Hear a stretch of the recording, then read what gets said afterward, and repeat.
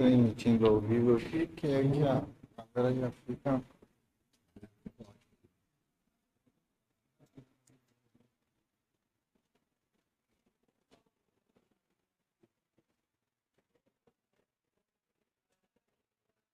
Boa tarde a todos, sejam muito bem-vindos. Já daremos início ao nosso seminário com a harmonização com o nosso irmão Glauco. E a nossa palestra de hoje, o nosso seminário de hoje, com os nossos palestrantes, Edson Moreno e Flávia Neto. Então, mais uma vez, boa tarde a todos que estão também nos assistindo de casa, e aqueles que ainda irão nos assistir, sejam todos muito bem-vindos. Já temos início.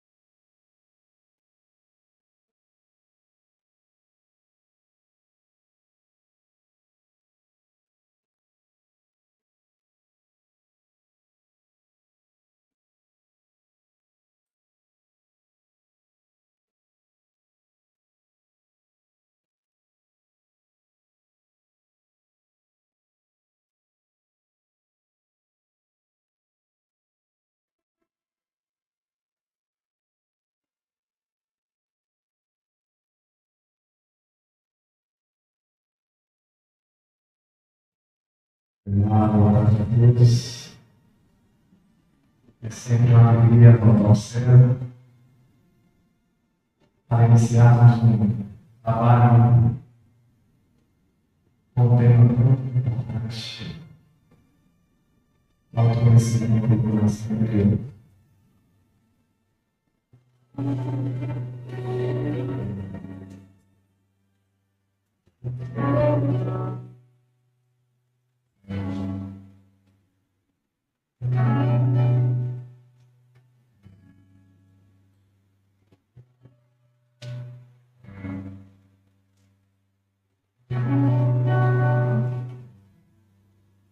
Só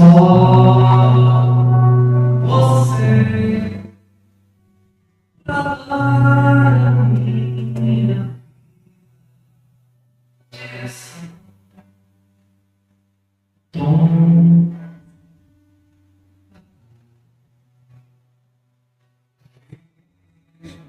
para ver ao som estrela familiar.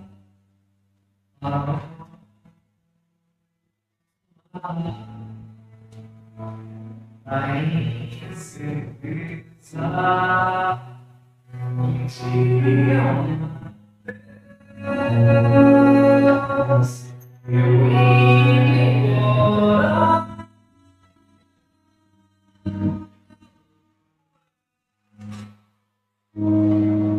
Por não tocar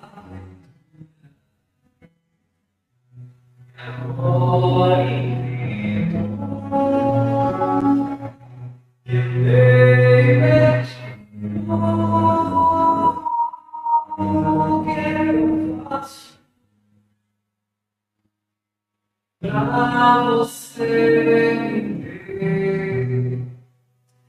perdoar.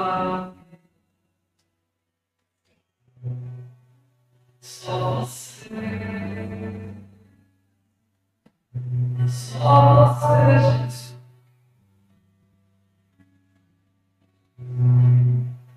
Só você, Jesus.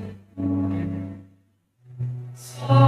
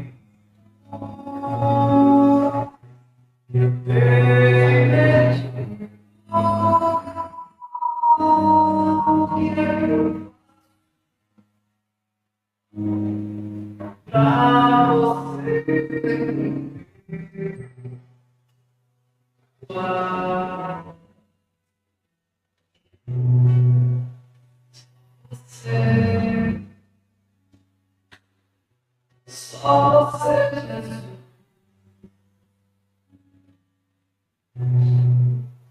Só você. Só você, Jesus.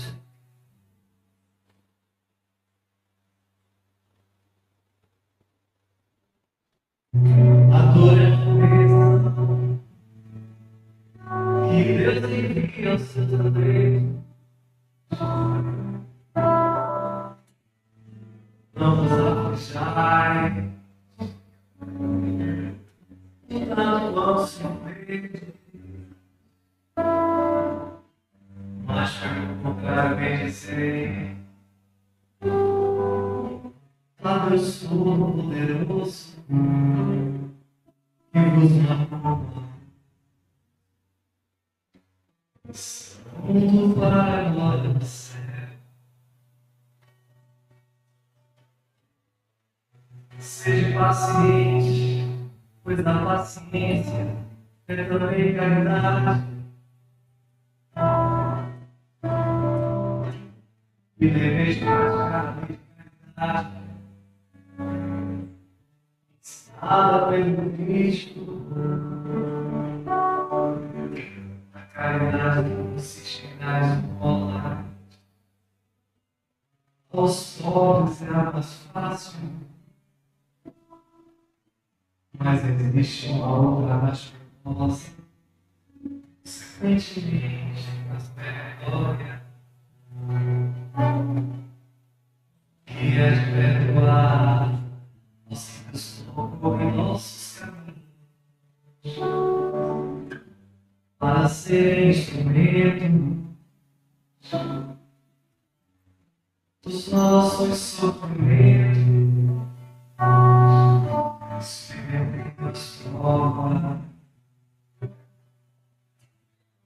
a nossa paciência.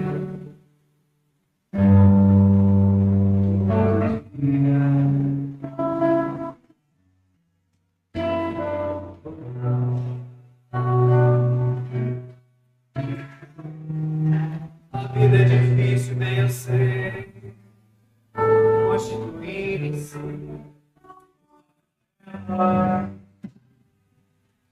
são alfinetada e acaba por ser. Mas é necessário perceber que nesse imposto nas consolações e compensações que eu tenho. Então veremos que as bênçãos são mais poderosas do que as dores. Para parece mais leve quando olhamos pro alto que carrega. Coragem, amigo, Cristo é o nosso modelo. Sofreu mais que qualquer de nós e nada tinha de que se arrasar. Enquanto tens a respirar, posso passar de porta para tudo.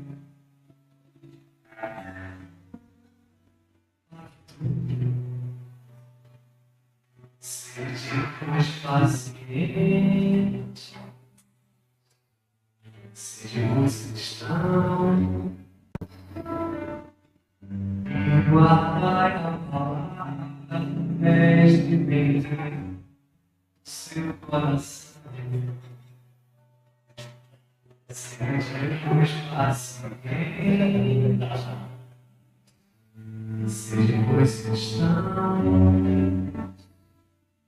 e guardai a palavra neste meio do seu coração.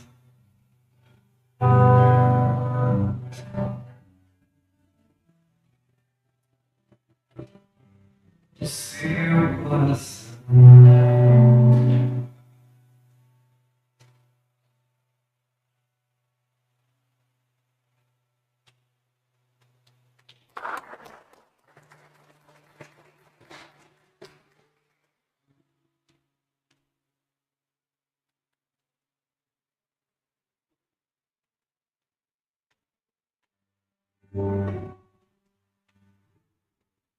Mexemos para as 3 minutos.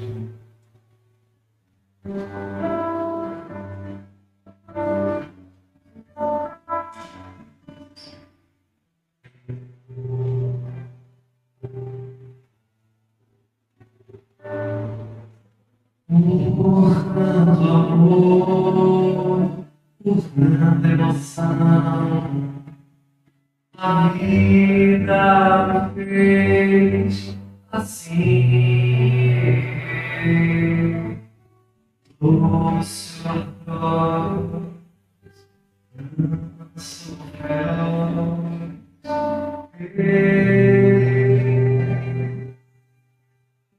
casa de mim.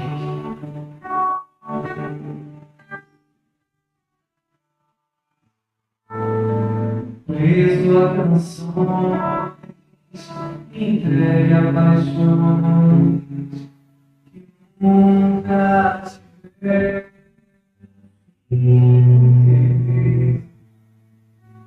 Vou me encontrar longe do meu lugar.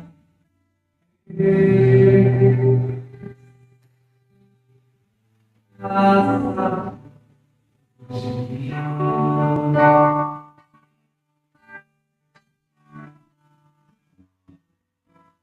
Nada temer, senão vou correr pra luta.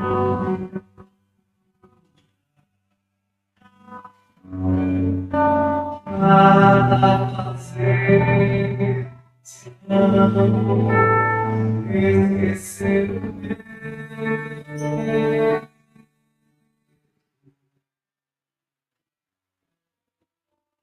Abrir o peito a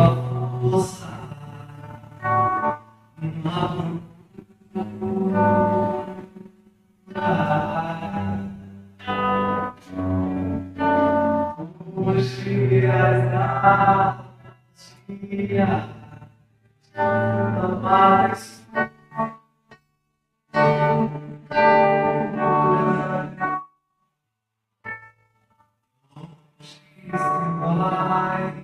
sonhando demais, mas ontem se chega assim,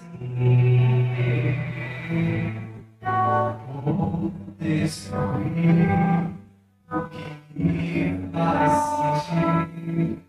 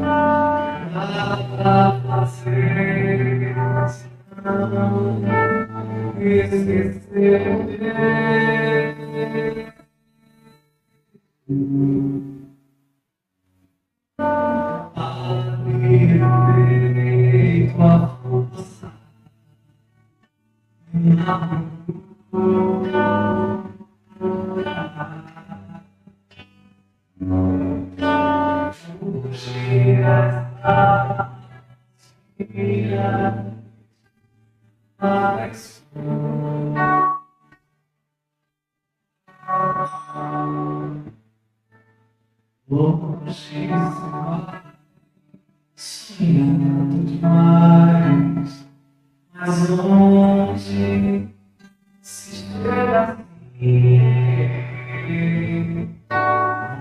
como descobrir que me faz sentir.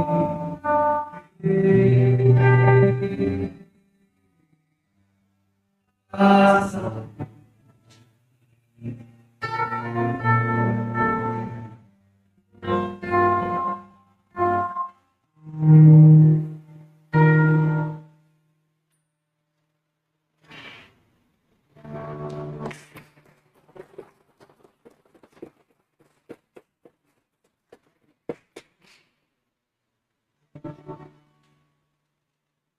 aceite a própria vida, perdoar, aceite o preço, venha encontrar, se alguém menospreza, permaneça, Jesus evitando todo mal e vivendo em amores, saudade, sem nos faz sofrer, nosso caminho que devemos percorrer. Vejam belo o regato a correr, a beleza de uma lindo amanhecer. Não me siga aqui em ti, Deus me liberta dos vilões que você não sofrerá, Deus o abençoará. Se assim souber viver e do seu coração paz do renascer, veja o céu e o mar. De você, sinta a de Deus, procurando proteger, mesmo assim seguir triste, buscando não sabe o que, saia lá no chuva escura e encontrar você. A cima que um dia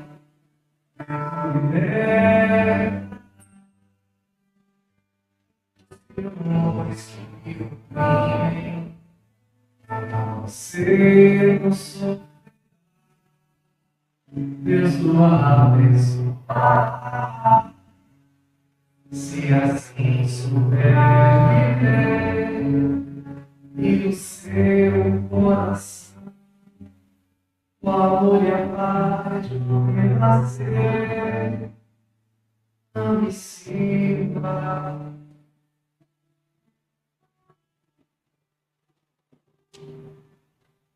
Não me sirva.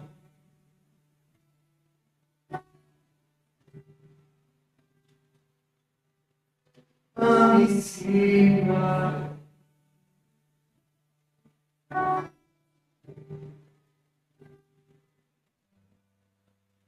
Não me sirva.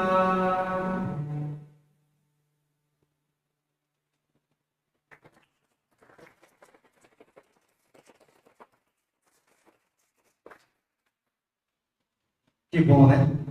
Que bom, meu amigo. Temos aqui um amigo Gal iluminando esta tarde, né?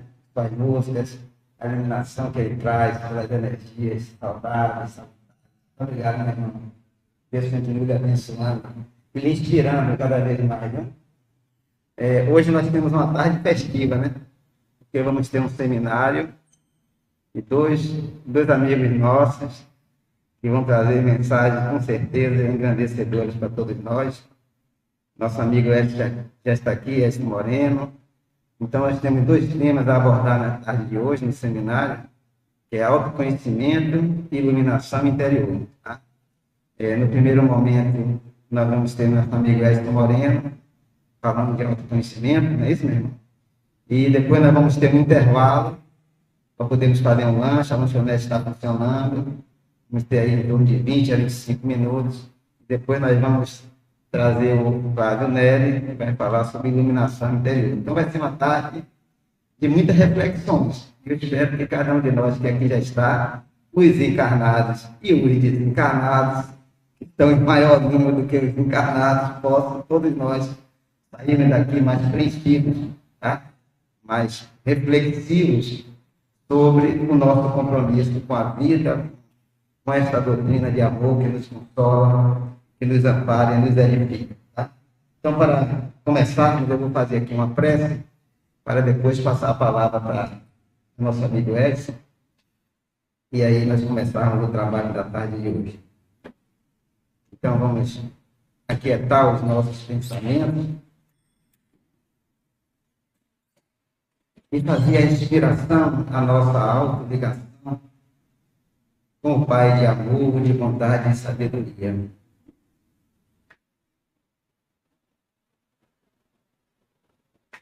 Deus, nosso Pai, de infinito amor e bondade, dai a força àqueles que passam pela provação, dai a luz àquele que procura a verdade. Onde no coração do homem há compaixão e a caridade. Deus, dai ao viajor a estrela guia, ao aflito a consolação, ao doente o repouso. Pai, dai ao culpado arrependimento, ao espírito a verdade, à criança ao guia, ao órfão, Pai. Senhor, que a vossa bondade se estenda sobre tudo o que criaste. Piedade, Senhor, para aqueles que vos não conhecem, esperança para aqueles que sofrem. Que a vossa bondade permita aos Espíritos Consoladores derramarem por toda parte a paz, a esperança e a fé. Deus, um raio, uma faísca do vosso amor pode abrasar a terra. Deixai-nos beber nas fontes desta bondade fecunda e infinita, e todas as lágrimas secarão, todas as dores se acalmarão. Um só coração, um só pensamento subirá até vós, com um grito de reconhecimento e de amor. Como Moisés sobre a montanha, nós nos esperamos com os braços abertos. Ó bondade, ó beleza, ó perfeição. E queremos de alguma sorte merecer a vossa misericórdia. Deus, dai-nos a força de ajudar o progresso, a fim de subirmos até vós. Dai-nos a caridade pura, dai-nos a fé e a razão. Dai-nos a simplicidade que fará das nossas almas um espelho onde se refletirá a vossa santa e divina imagem. Que a paz do nosso Senhor Jesus Cristo e os fluidos salutares que são derramados pela mentora da casa possam nesta tarde nos dar consolo, amparo e equilíbrio para todo o trabalho que será realizado. Amigo, é com você agora. Pedir a mentora da casa, seu anjo de guarda, que ilumine, que lhe ampare, que proteja, que lhe abençoe para que você traga para nós o melhor do seu conhecimento e da inspiração que você vai ter. Viu? Paz e muita luz.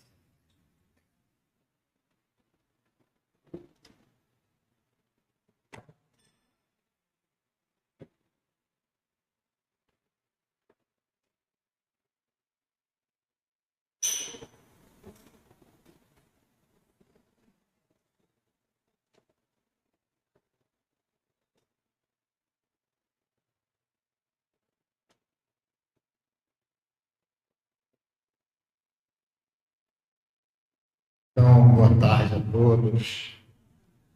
Que Jesus nos abençoe, que o mentor espiritual de cada um de vocês possa estar aproximado, para que as palavras possam fazer mais sentido, para que uma inspiração possa chegar.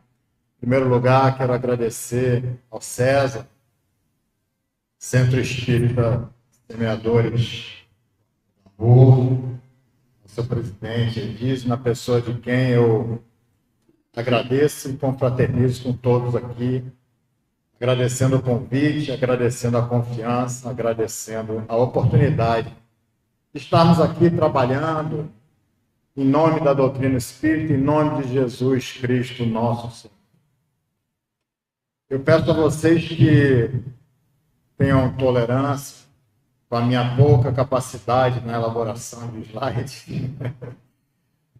Aqueles que me conhecem aqui, já estive aqui muitas vezes, várias vezes, sabem que eu faço as palestras e as minhas falas, eu faço com o meu iPad e, na verdade, a ideia sempre utilizo em todos os lugares o meu iPad, porque a ideia, na verdade, é que eu ali coloque todos os elementos que eu possa ou não usar.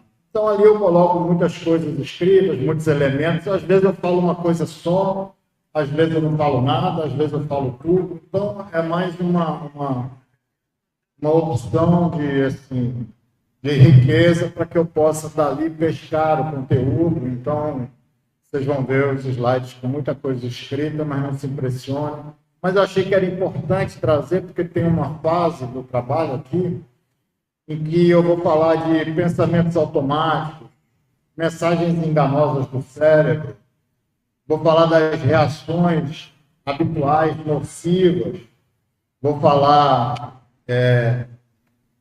quais são esses tipos, de que forma que acontecem essas reações, quais são esses comportamentos. Então, ali tem um elenco de possibilidades que eu achava que era importante que tivesse presente aqui para que todos pudessem identificar aquilo que lhes acompanha, aquilo que reflita a sua dificuldade, aquilo que possa se encaixar. Eu vou estou dividindo essa.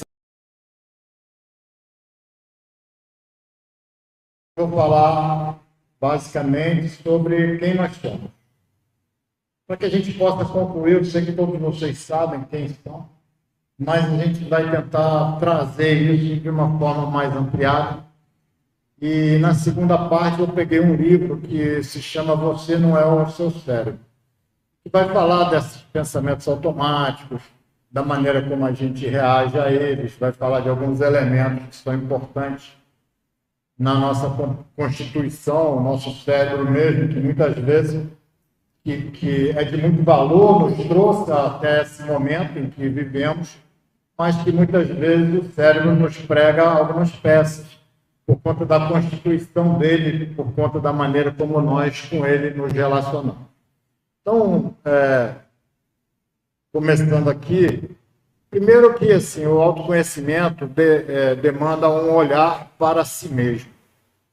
A sociedade em que vivemos, ela de uma certa forma nos propõe o tempo todo que a gente olhe para fora de nós, para que a gente olhe para as coisas, para que a gente olhe para os objetos, para que a gente, nesse mundo materialista, alcance nos objetos uma maneira de encontrar o gozo que é temporário e que nos causa, pelo fato de ser temporário, esse prazer que o mundo material nos propõe, nos causa frustração.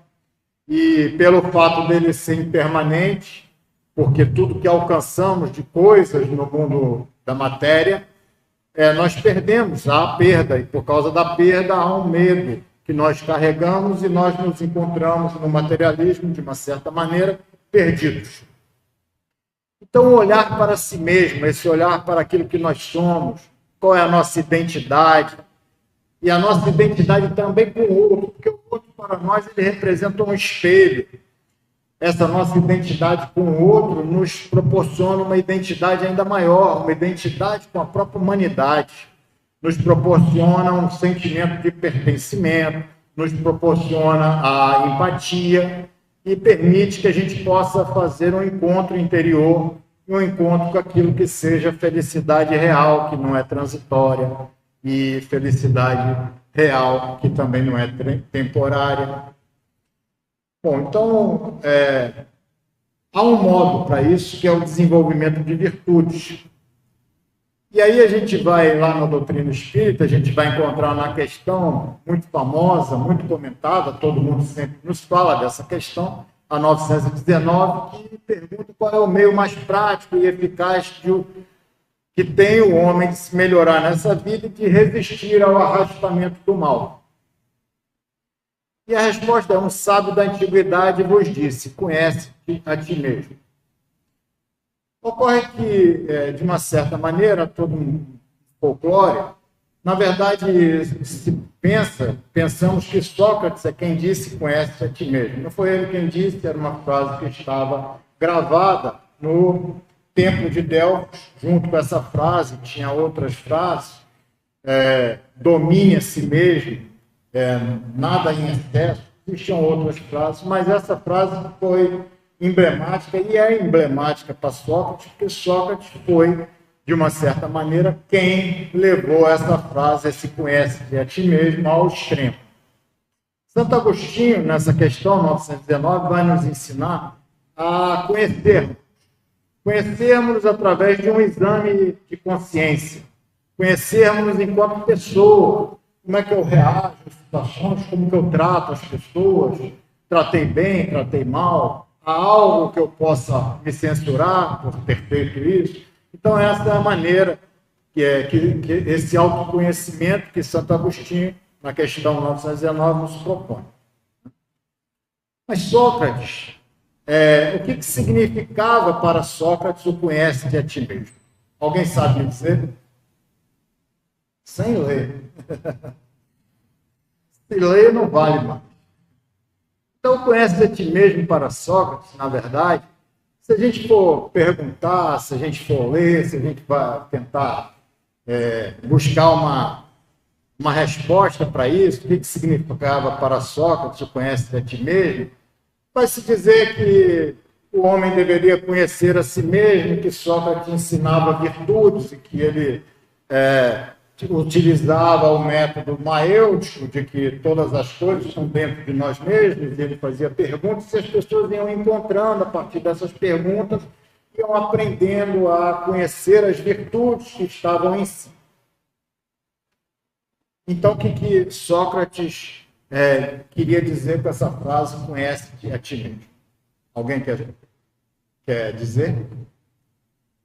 Ele queria dizer isso aqui, que está ali.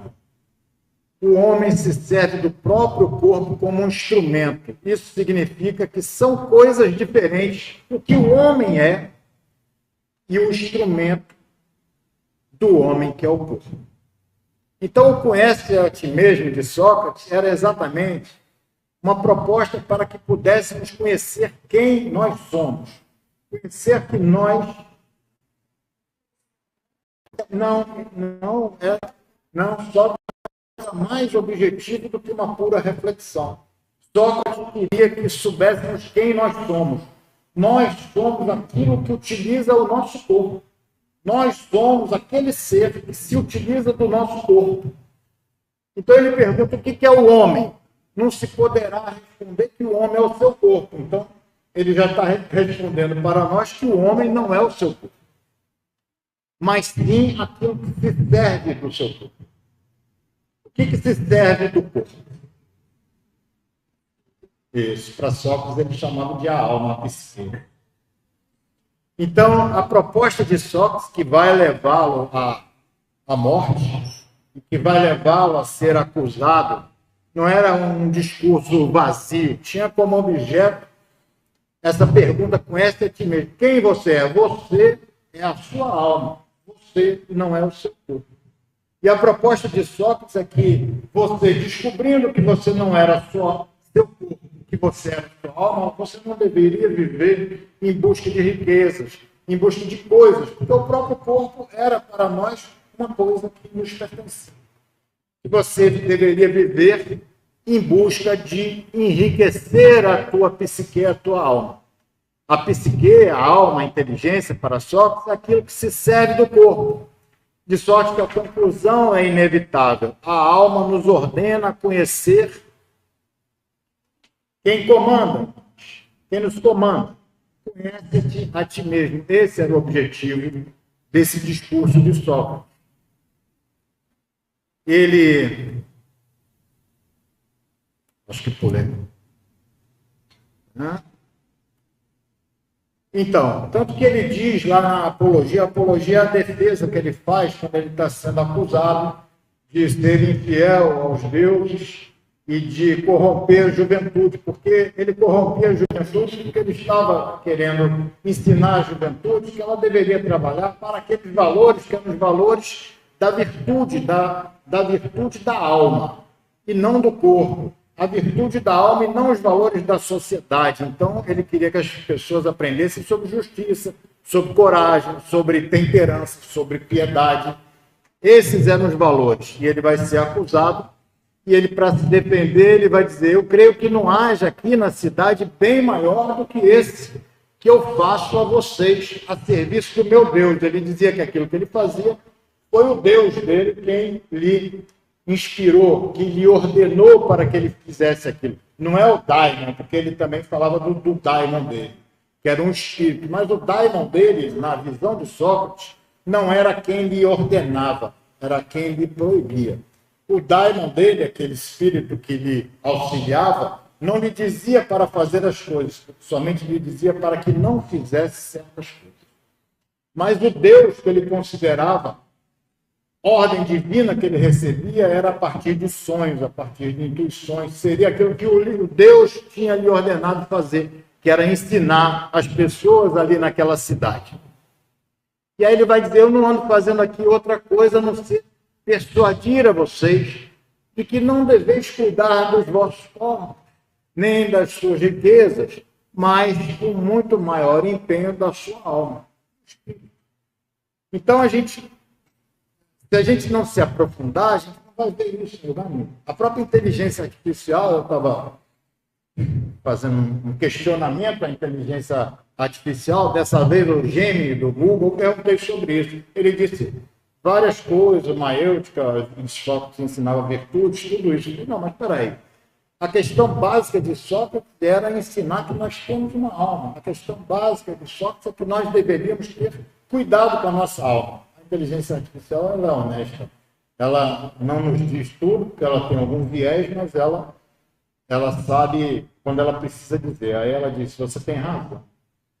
Aí ela elenca uma gama de informações a respeito do cuidado com a alma que está presente na doutrina do Sócrates. Então, isso é muito importante que a gente possa entender isso, que a gente tem, em segundo Sócrates, a gente tem que procurar fazer para que a nossa alma se torne o mais boa, se torne boa o mais possível. A virtude não nasce da riqueza, mas tudo nasce, mas da virtude nascem as riquezas. E aí, o que Jesus nos disse? Buscai o reino de Deus e tudo vos será acrescentado. Então, a gente já percebe que há uma identidade muito grande entre Sócrates e entre Jesus. Então, a principal função da vida, no entendimento de Sócrates, era o cuidado com a alma. Cuida do teu espírito. Essa é a principal orientação que Sócrates dá para todos nós. E aí, no livro Fédon, ele vai buscar, de uma certa maneira, provar essa imortalidade da alma, e ele vai dar 4 argumentos. O primeiro argumento, ele vai dizer que a alma e o corpo são de naturezas contrárias, porque tudo de alterações e de contrários é feita a natureza. Então, cada contrário gera o seu contrário num fluxo constante. A vida gera a morte e a morte gera a vida. Inclusive, psique, alma, para os gregos e para esses filósofos, era aquilo que criava a vida, era aquilo que cria a vida. E aí ele vai dizer isso: a morte gera a vida, gera a morte gera a vida da alma. Vai dizer da anamnese, que é uma outra prova da imortalidade da alma, que há conhecimentos em nós que se produzem sem o contato com o sensível, porque muitos pensam que nós só conhecemos as coisas a partir das experiências que tenhamos. E ele vai dizer que não, que é essa anamnese. Há conhecimentos em nós que se produzem independente dessa nossa experiência. Ele vai dizer também que a alma, não sendo composta, não pode se dissolver. Então, a alma tem essa natureza similar às fontes. Esses eram os 3 argumentos. E aí os discípulos vão dizer para Sócrates: vem cá, mas você diz que a alma vive várias existências, ela é imortal, ela não pode se dissolver. Assim como eu uso uma roupa de algum tecido, depois de muitas utilizações dessa roupa, desse tecido, ele se desgasta. E a alma não se desgasta. Ele vai dizer, bom, então eu vou dar para vocês um outro argumento. A alma é imortal porque o próprio conceito de alma é princípio de vida, porque psique significa para eles princípio de vida. Então, o que é princípio de vida, naturalmente, exclui a morte. Então, a alma, definida pelo seu próprio conteúdo conceitual. O Aristóteles também vai... O Platão, nós entendemos que assim, o Platão dizia que havia um mundo das ideias. Um mundo das coisas que não mudava. E aqui a gente estava no mundo das coisas imortais. E aqui a gente estava no mundo que era o mundo físico, em que as coisas se modificam, as coisas mudam. Há um perpétuo movimento. Aqui as coisas se desgastam e morrem. Então, conciliou essas 2 realidades, esses 2 mundos. Nós somos, de uma certa maneira, platonistas. Durante toda a Idade Média, e talvez até hoje, na Idade Média principalmente, 1000 e tantos anos, as pessoas se definiam, eu sou platonista ou eu sou aristotélico. Tinham essas definições. Se você acreditava nesses 2 mundos, você era platonista. Se você acreditava que não existia esse mundo das ideias, esse mundo espiritual, você era, de uma certa maneira, aristotélico. Porque Aristóteles ele dizia que você não é do mundo das ideias que nós recebemos o conhecimento. O conhecimento se gera aqui nas próprias coisas. As próprias coisas têm suas essências que estão nelas, que com a nossa sensibilidade, com a nossa inteligência, nós podemos adquirir conhecimento. Essa tese é muito forte. Essa tese vem prevalecendo na nossa ciência, no mundo científico até hoje. Mas, apesar disso tudo, o Aristóteles vai dizer que ele reafirmava a existência de realidades inteligíveis e incorpóreas. Ele dizia e dividia a alma como alma vegetativa, que é alma como princípio de vida para os gregos, alma vegetativa, aquela que dá vida para os vegetais. A alma sensitiva, que é aquela que dá vida aos animais. E a alma racional, que é a nossa, do homem, da razão e pensamento. Só que a alma racional também tinha no seu conteúdo as almas anteriores. Tinha a vegetativa, a sensitiva e acrescentava essa alma racional, né? Mas ele vai dizer que pela característica inteligível do pensamento, da inteligência que não é materializado, ela é também eterna, incorpórea, imperecível. Hoje, na nossa sociedade, existem as concepções que dominam a ciência, são essas concepções fisicalistas, e que vão dizer que tudo vai ser provado de que não existe alma, não existe espírito, não existe consciência, que tudo é resultado das simples atividades cerebrais neuronais.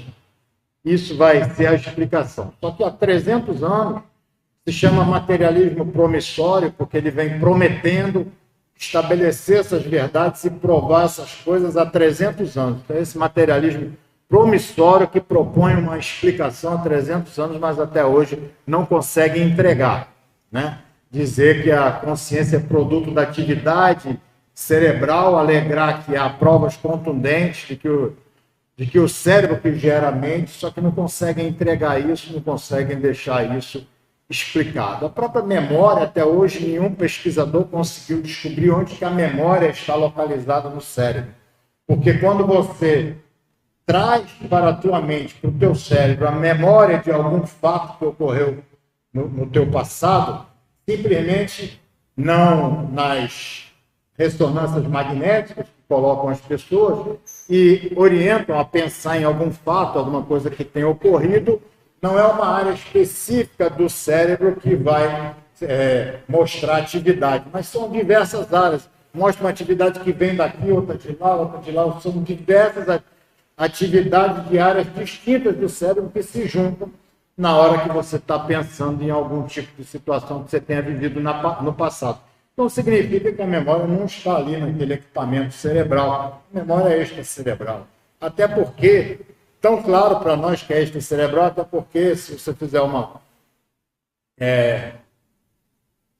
buscar a sua vida passada, regressão à vida passada, você encontra fatos de você criança, mas você encontra fatos também de 1000 anos atrás. Então, onde é que estão esses fatos de 1000 anos atrás? Não podem estar no teu cérebro, tem que estar no teu equipamento perispiritual, que é onde está a tua memória, onde está tudo isso.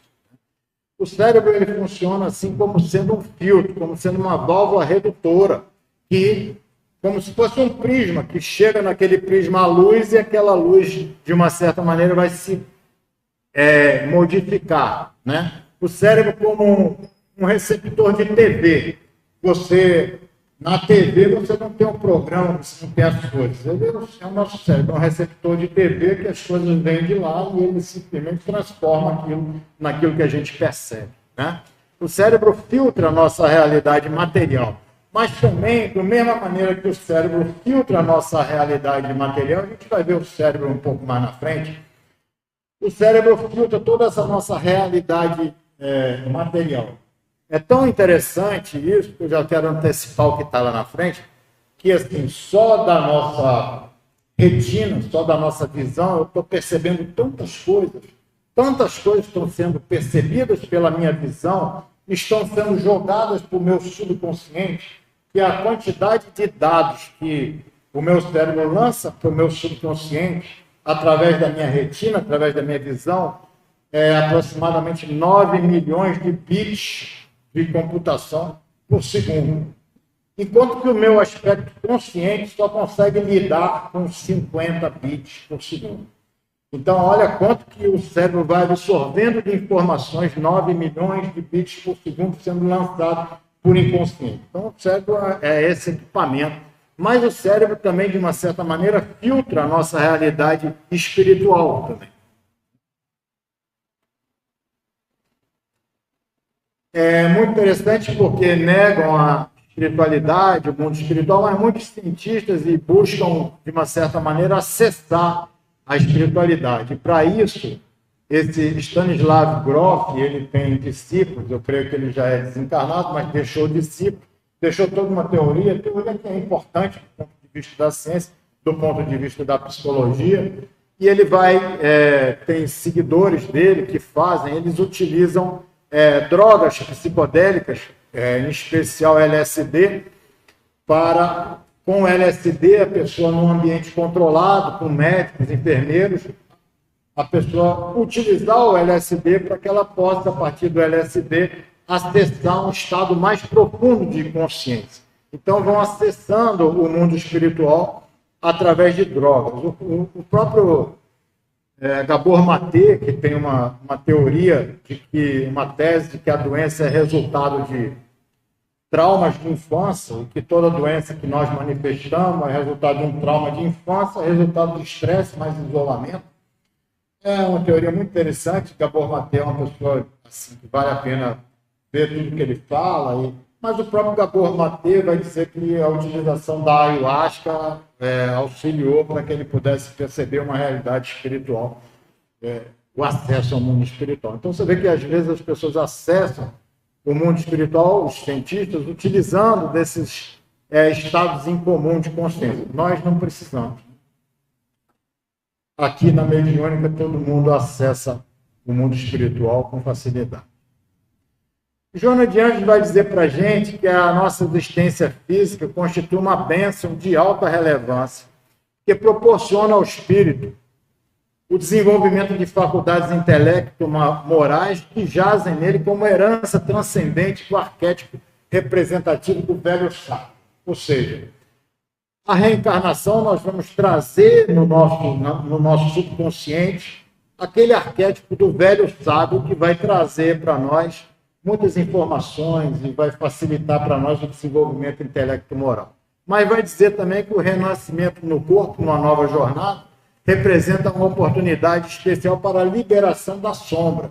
Aqueles aspectos negativos que nós carregamos, que não queremos, de uma certa maneira, expressar, nem tomar conhecimento com eles, mas que eles estão presentes em nós, essa liberação da sombra que vai decorrer, de algum modo, das experiências fracassadas de outras existências que nós tivemos. Né? E diz ela que essas feridas da alma requerem essa cura do tempo, requerem que, ao longo do tempo, a gente possa fazer essa harmonização, essa união entre a sombra e o céu, produzindo harmonia psicológica e de individuação para todos nós. Então, aqui a gente chega num ponto fundamental, assim, eu quis vir de uma maneira rápida para que a gente pudesse chegar nesse ponto, porque até agora eu não falei nada de novo. Todo mundo já sabe tudo isso que a gente falou. Todo mundo aqui sabe que deve desenvolver as virtudes para a sua alma. Todo mundo sabe que o seu espírito tem uma importância fundamental, mais fundamental do que os equipamentos que nós nos utilizamos. Todo mundo sabe que todo mundo aqui tem consciência da nossa imortalidade, sim ou não? Com certeza. E todo o conhecimento que a gente tem, toda a conscientização que a gente tem, deve, de alguma maneira, ampliar ou modificar a nossa maneira de pensar e criar em nós novos paradigmas, novas maneiras de ser, novas maneiras de enfrentarmos a vida e a existência. Quais são, para todos vocês, os paradigmas que fundamentam atualmente a existência de vocês com essa consciência de imortalidade que todos detêm? A consciência de imortalidade dá para vocês, faz com que vocês tenham uma outra percepção da existência. A consciência da imortalidade que vocês têm produz o que de diferença? Produz para vocês a consciência de que não há a quem culpar? Nós somos os responsáveis por nós mesmos? Produz para vocês a consciência de que a perda de alguém, de um ente querido, não é o fim de nada? É apenas uma separação passageira? Nada a se desesperar? Produz para vocês o entendimento de que qualquer das dores que nós soframos são apenas libertadoras? Devem ser vencidas? Sim, nós deveremos lutar para superar as nossas dores, mas são processos de libertação. Produz essa consciência para você. E produz a consciência para vocês de que hoje, independente da idade que tenham, do momento que vivam, vocês podem hoje começar qualquer projeto sem receio. Não termina. E produz para vocês a ideia de que, já que eu sou imortal, eu vou viver agora como um ser imortal? Ou vocês estão esperando chegar do lado de lá para constatar que realmente são imortais? Olha, isso acho que eu sou. Quando chegar lá eu vou ver. Ou já vivem desde agora como se são pessoas, são espíritos imortais. Então essa é a primeira reflexão que a gente está trazendo. Eu acho que é importante que fique claro que a gente deve pensar como espíritos imortais, desde já, desde este momento.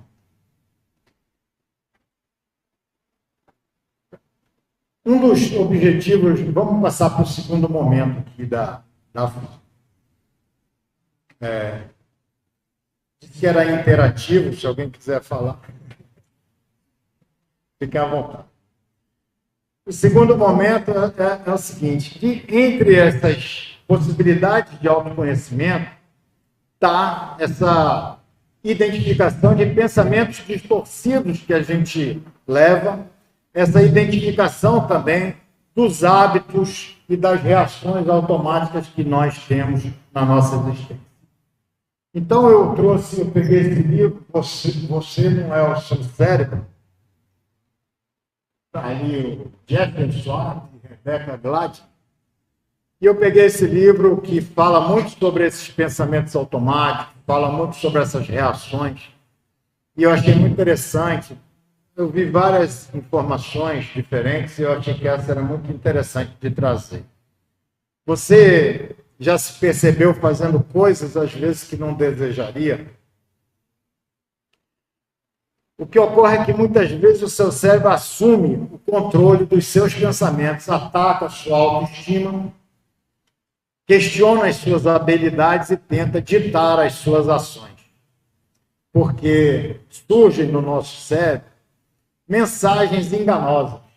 Surgem do nosso cérebro, surgem no nosso pensamento, alguns pensamentos que são automáticos, que penetraram a nossa psique e que assumem o controle daquilo que nós somos. O cérebro ele é um equipamento que ele não distingue se uma ação ela é boa, benéfica ou se ela é destrutiva. Ele reage ao seu comportamento. Ele vai gerar fortes impulsos, pensamentos e desejos e anseios que vão compelir-nos a perpetuar algum hábito que não interessa, porque o cérebro não está percebendo valor. Quem percebe valor não é o cérebro, é a consciência. Então a ideia é que a gente tem, a ideia do livro é que a gente tem um ciclo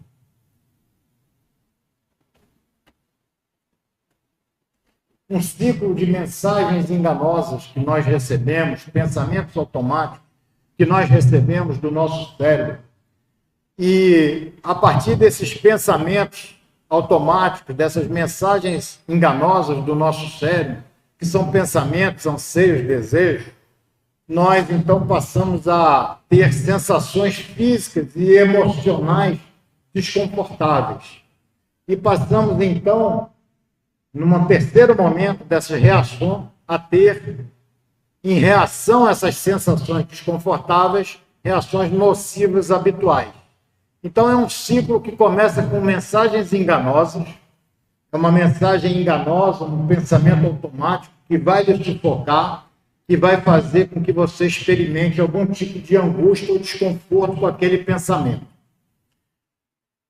Esse desconforto, essa sensação desconfortável, provavelmente física, mais emocional também, um estado emocional de medo, de pavor, um estado de raiva, de tristeza, produzido por aquele pensamento. E aí você, para se livrar dessa sensação desconfortável, você tem uma reação. Uma reação, o seu cérebro reagindo, uma reação que é nociva. Não importa o que seja, porque o cérebro ele quer se livrar daquela sensação desconfortável, o mais rápido possível. Então, para isso, ele faz com que você vá tomar uma ação de modo automático e habitual, que às vezes não é saudável nem útil para você. Será que isso tem algum tipo de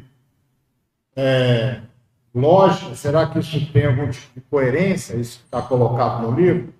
Se a gente fizer um paralelo aqui para a doutrina espírita, a gente vai ver que essas mensagens enganosas que o cérebro nos manda, podemos interpretar como até influências de espíritos inferiores, ou pensamentos obsessivos, ou mensagens daquela sombra que Joana disse, que decorre de experiências fracassadas das nossas existências anteriores. Então há uma coerência desses pensamentos como sendo influências espirituais, processos íntimos da nossa sombra.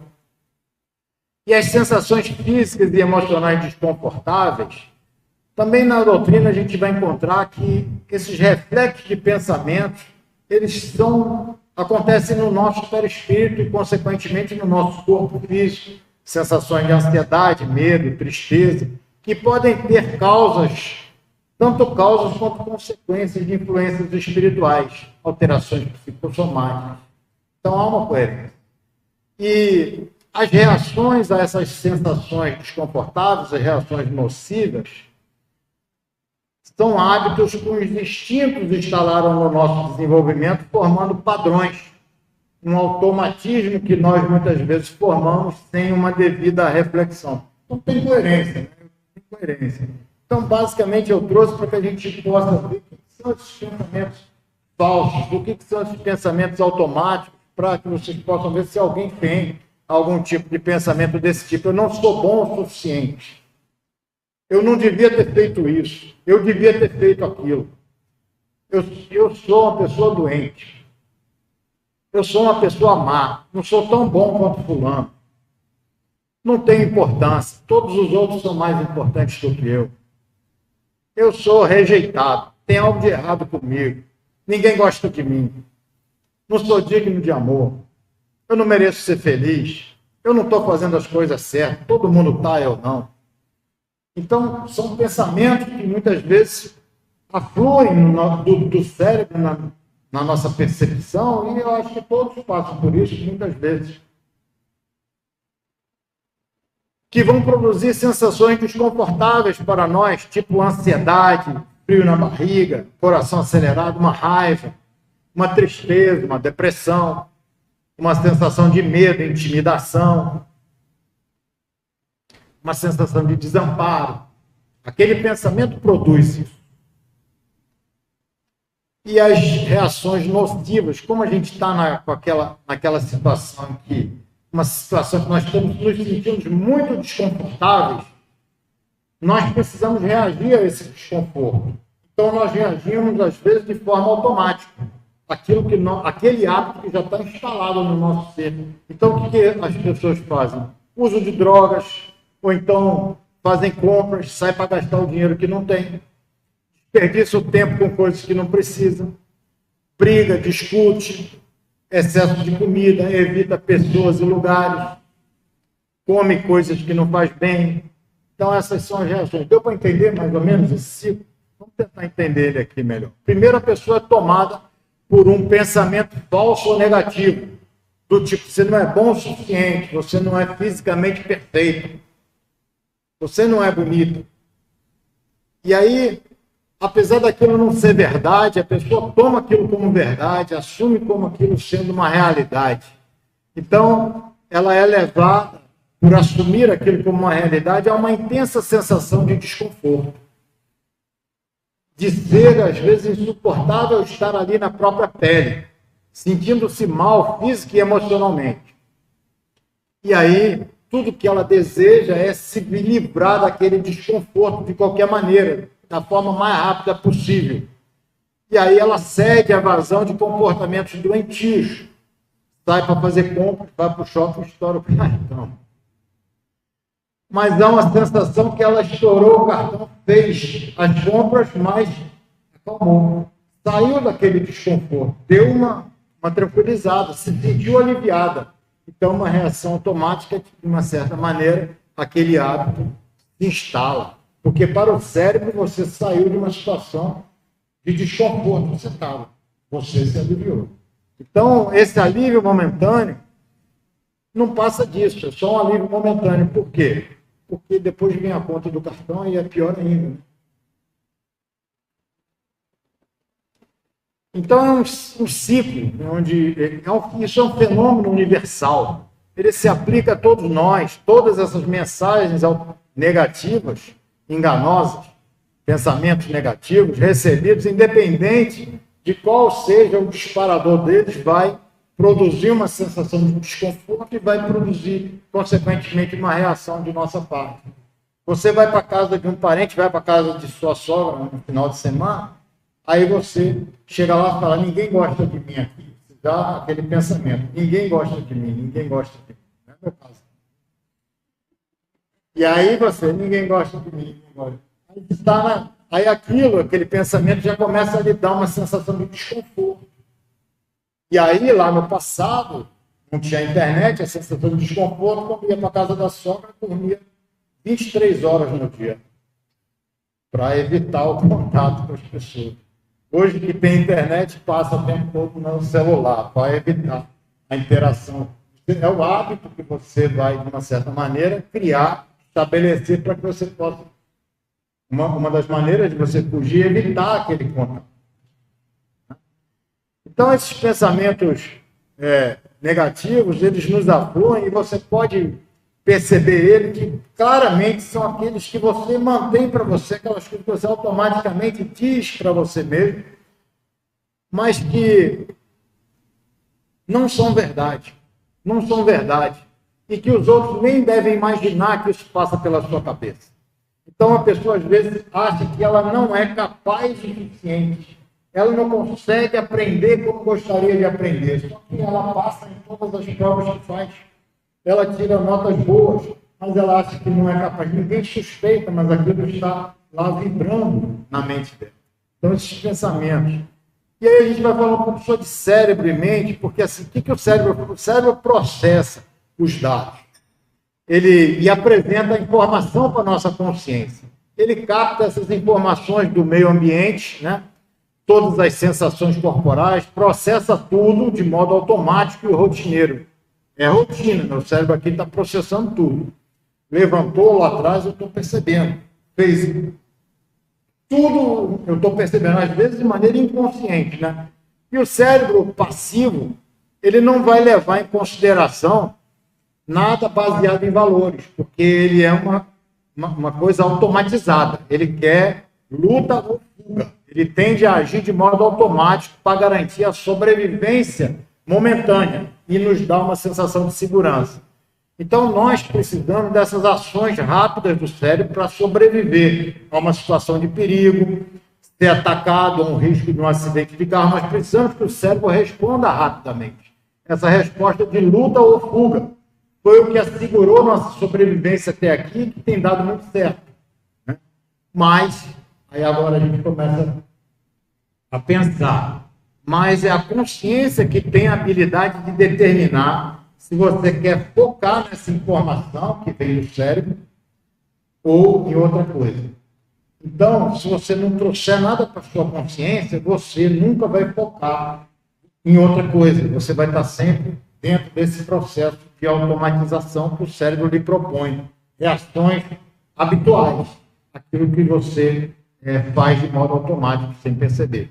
Esse cientista, o Fabiano Molin, ele vai dizer que o cérebro não tem nele uma intenção, a intenção de uma percepção perfeita de nada. Ele não tem precisão. Ele é genial para o preenchimento rápido. Ele pega muitas informações e aí ele categoriza. Ele seleciona tudo, categoriza tudo de maneira rápida. Todos os vários estímulos, ele vai e seleciona tudo, categoriza tudo. Só que depois que ele categoriza tudo, ele propõe uma resposta para aquilo, uma resposta que otimiza a nossa sobrevivência. Essa luta ou fuga que tem dado muito certo até aqui. Tem uma frase que diz que quando o cérebro pega todos esses estímulos, ele categoriza, ele já polariza, ou seja, polariza, ele já propõe, ele já estabelece os caminhos cerebrais, os circuitos cerebrais para responder àquela situação.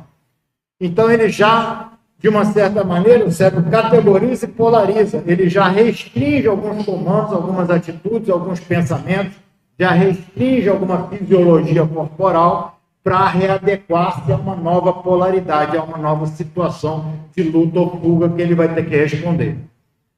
E ele vai dar, e o cérebro é esse equipamento que vai dando conta de inúmeros processos, a nossa digestão, controla o sal, controla o sódio, controla a nossa hidratação. Quando a gente está com falta d'água, o cérebro começa a mandar mensagem para o nosso consciente, um tipo de mensagem que a gente vai interpretar que está com sede. É ele que está mandando isso, porque ele percebe que a hidratação está baixa. Então ele faz tudo isso. É aquilo que eu falei lá no início. Essa informação é tão interessante que eu já não consegui esperar nem chegar até aqui.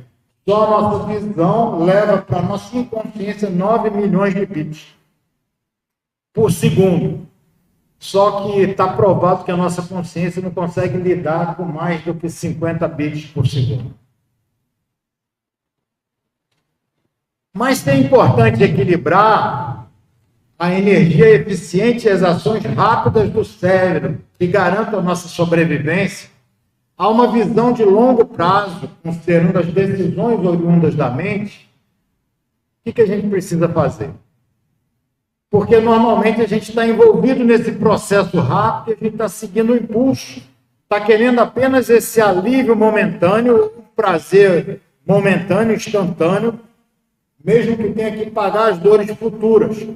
Então é importante que a gente aprenda a focar a nossa atenção, porque só assim você pode, focando a atenção, dando tempo e reflexão, a gente pode então mudar a resposta e mudar o nosso cérebro. Se você colocar a nossa consciência no baile, colocar a nossa consciência no circuito, colocar ela também para analisar aquela situação, o cérebro está dizendo para fazer isso, mas é para fazer isso? O que é melhor fazer nesse momento? Vamos analisar, vamos pensar. Os hábitos, eles são adquiridos, de uma certa maneira, nesses comportamentos repetidos e automáticos. Se a gente nunca convidar a nossa consciência para prestar atenção naquilo que a gente vai escolher fazer, a gente vai estar automatizando nossos comportamentos, automatizando as nossas reações. E tem uma lei que é aquela que neurônio que dispara junto permanece conectado. Então, quando você faz uma determinada atitude em resposta a uma determinada situação, esses neurônios disparam juntos. Eles vão permanecer conectados. Você faz de novo, permanece conectado. Você estabelece um circuito que você automatizou aquele processo. Parece pouco, mas não é pouco. Por exemplo, se você tiver uma poltrona no seu quarto, acender uma abajur e sentar para ler um livro, no primeiro momento que você faz isso, é muito difícil. Você vai, acende o abajur, senta na poltrona e passar uma hora ali é um sacrifício. Você faz isso de novo, faz isso de novo, faz isso de novo. O que você está fazendo? Você está conectando esses neurônios, você está estabelecendo esse caminho cerebral, você está formando um hábito. Depois de um tempo, você chegou no quarto, parece que já há uma energia, uma força que está te empurrando para ligar a luz e ler um livro. Então, nós precisamos educar os nossos hábitos. Nós precisamos pegar essa nossa atenção, o nosso foco, direcionar ele, não permitir que hábitos prejudiciais se instalem, mas nosso cérebro tem uma neuroplasticidade que ela é autodirigida. Nós precisamos redirecionar a nossa atenção para coisas que são benéficas e significativas para nós. Emmanuel vai dizer para a gente que nós somos herdeiros de milênios na recapitulação de muitas experiências que são parecidas entre si e que a gente vive a maneira de embarcações ao gosto da correnteza, num rio de hábitos que nos ajustamos sem resistência. Nós devemos adotar a bondade, o entendimento, com a obrigação de nos educarmos e o dever de servir para que a gente possa, então, formar hábitos automáticos para que possa alicerçar com esses hábitos o nosso dia a dia. Tudo é hábito. O hábito nos constrói. Outra coisa que é o livre-arbítrio. A gente aprende que a gente tem um livre-arbítrio infinito. O seu neurocientista aqui, Benjamin, livre-arbítrio é assim, tem milhares de pessoas falando sobre livre-arbítrio, cada um fala uma coisa diferente. O Liberty, e ele é citado pelo Fabiano Molin também, ele vai dizer que é o cérebro, e não a sua mente que gera desejos, impulsos, pensamentos e sensações iniciais. Mas você pode vetar quase todas as ações antes que elas se iniciem. O que quer dizer? Quer dizer que o nosso livre-arbítrio ele é um poder de veto. Ou seja, a habilidade de não agir de acordo com a mensagem enganosa que a gente receba do cérebro. Não agir de acordo com uma sensação desconfortável, uma reação habitual. A gente tem o poder de veto. Nós não somos responsáveis pelo surgimento dos pensamentos, mas nós somos responsáveis pela nossa resposta, porque nós podemos vetar a nossa resposta. Então, de modo consciente, com a atenção focada em ações benéficas e frutíferas, você pode vetar os seus comportamentos prejudiciais. A doutrina espírita diz a mesma coisa. Kardec vai dizer lá no Obras Póstumas que o livre-arbítrio é a liberdade de fazer ou não fazer, de seguir tal ou qual caminho. O que é isso? É o poder de veto. Eu tenho o livre-arbítrio, essa possibilidade de fazer ou não, veto ou não veto, mas a gente não tem o controle sobre os pensamentos que estão acessados na nossa mente. E a proposta do livro Você Não É o Seu Cérebro dá para a gente 4 passos, que é renomear, identificar quais são esses pensamentos, reformular, é a segunda proposta, esses pensamentos, identificar que esses pensamentos e esses impulsos não somos nós. A terceira proposta é refocar, direcionar a nossa atenção ou atividade para um outro processo mental e saudável. E a quarta é revalorar esses pensamentos, desejos e impulsos, sabendo que não são sensações que não são verdadeiras e que não merecem a nossa atenção. A gente vai perceber que todas essas propostas do livro, elas vão de encontro àquela ideia de permitir que a nossa consciência possa participar dos nossos processos vivenciais. Todas essas propostas vão de encontro a você convidar a nossa consciência, que não tem essa rapidez, não tem essa capacidade de processamento do cérebro, mas convidar essa nossa consciência para participar da nossa vida, participar das nossas decisões. E isso é interessante porque vai de encontro a muitas das ideias que o Espiritismo traz para nós, como orar e vigiar, e como tantas coisas. E essa proposta que muita gente já ouviu falar do Mindfulness, alguém já ouviu falar? Mindfulness. Ela é exatamente isso, é a consciência dos estados internos que nós temos e do ambiente, ajudando a pessoa a evitar hábitos e respostas destrutivas automáticas. É a mesma coisa.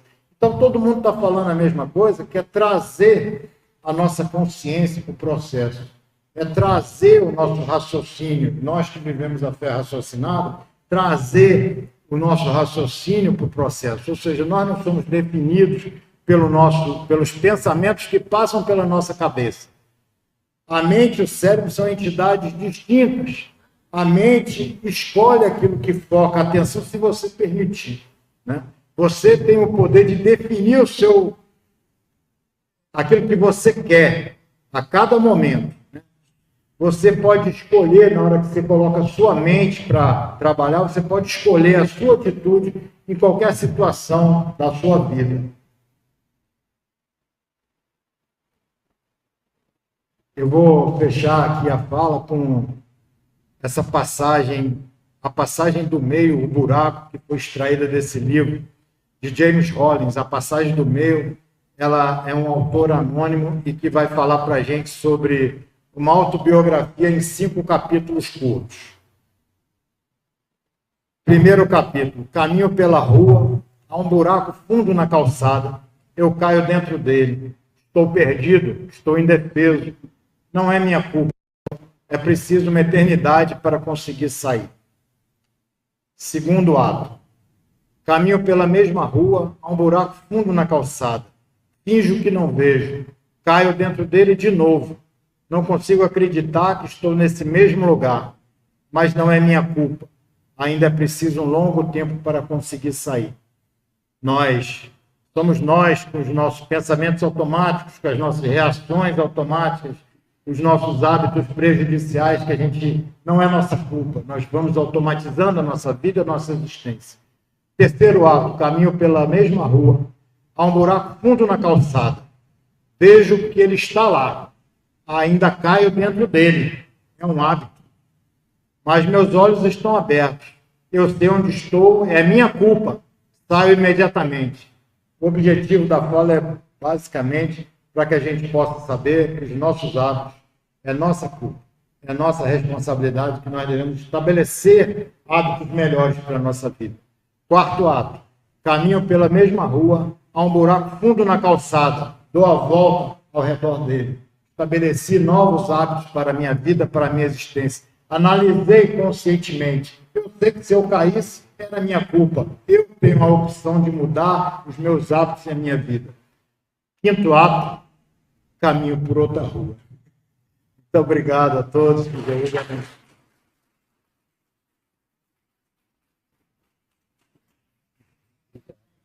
Obrigado, Edson. Gostei. Muitas reflexões. Eu sei que algumas, um assunto tão profundo, né? E de muita reflexão para todos nós. Nem tudo que foi dito, que foi orientado aqui, vai ficar guardado. Mas nós podemos guardar e fazer isso acabou de conduta, né? Para que todos nós tenhamos essas decisões que são próprias de nós mesmos. E por isso que nós estudamos essa doutrina, por isso que nós entendemos que essa doutrina vai nos levar à condição de entendermos quem somos nós, por onde caminhamos, por esse buraco dessa vida. Se entramos, se ficamos, se saímos, se desviamos. Então, assim não seja das nossas decisões, como foi dito aqui, pelas nossas mentes, pela nossa forma de proceder. Que essas reflexões todas foram trazidas, algumas delas possam servir para hoje, para amanhã, para si. Obrigado, Edson. Eu que agradeço. Deus proteja. Eu, muita paz. Vamos dar um intervalo aqui, antes de 20, 25 minutos. Vamos fazer um lanche lá embaixo, tomar uma água, tá? Respirar, e depois vamos ter uma palestra belíssima sobre iluminação interior. Nosso amigo Flávio, né, já está aqui.